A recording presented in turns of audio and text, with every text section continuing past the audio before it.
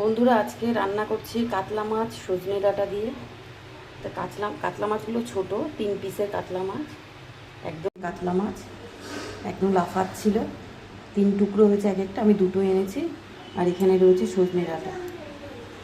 কড়াইতে সর্ষের তেল দিয়ে দিয়েছি, তেলটা গরম হয়ে গেছে, মাছগুলো আমি দিয়ে দেবো। মাছগুলো ভেজে আমি উঠিয়ে নিয়েছি।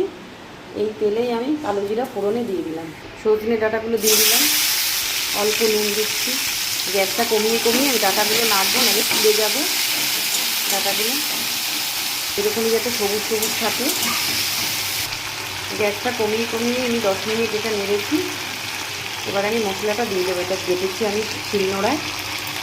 আদা রয়েছে, জিরে, ধনে, কাঁচা লঙ্কা, শুকনো লঙ্কা। হলুদ দিয়ে দিচ্ছি। শিলনোড়ায় বেটেই আমি মশলা করি। যদি বেশি অনেক মশলা হয় তবে আমি মিক্সিতে একটু ঘুরিয়ে নিই। শিলনোড়ায় বাটা মশলা টেস্টই আলাদা। মশলাটা কিন্তু কষানো হয়ে গেছে, পুরো তেল ছেড়ে দিয়েছি। আমি জল দিয়ে দিচ্ছি।